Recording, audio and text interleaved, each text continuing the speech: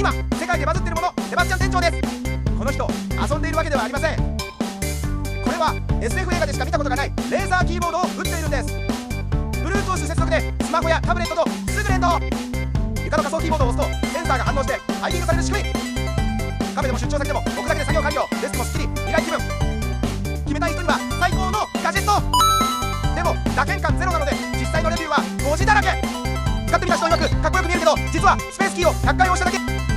それでもあなたは使ってみますか？